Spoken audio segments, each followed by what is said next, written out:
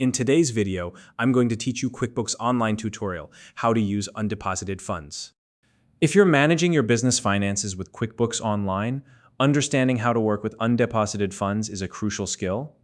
Undeposited funds act as a temporary holding account for payments received but not yet deposited into your bank. This feature helps ensure your records stay accurate and match your actual bank deposits.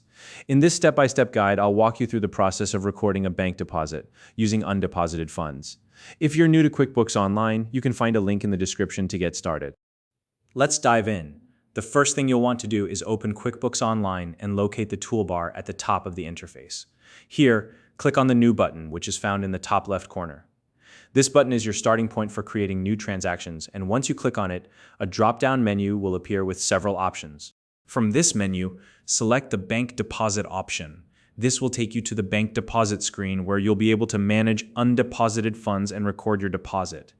QuickBooks will now prompt you to specify the bank account where the funds will be deposited. Make sure to choose the correct account from the drop-down list to ensure your records align with your actual bank activity. Next, you'll see a list of transactions under the Undeposited Funds account. These are payments you've already received, but have not yet been recorded as bank deposits. Carefully review the transactions displayed and check the boxes next to the payments you want to include in this deposit. This step is important because it ensures only the correct amounts are added to the deposit total. If you need to include additional funds in the deposit that weren't previously recorded as undeposited, you can manually input those amounts. For example, if you received cash or a payment that hasn't been entered into QuickBooks yet, you can add it here. Simply fill in the details for these additional funds, including the amount and any relevant information. Once you've selected the transactions and entered any additional funds, take a moment to review everything. Double-check that the total deposit amount matches the actual amount you'll be depositing into the bank. Accuracy here is key to keeping your financial records organized. Finally, when you're confident everything looks correct, click the Save and Close button to finalize the bank deposit.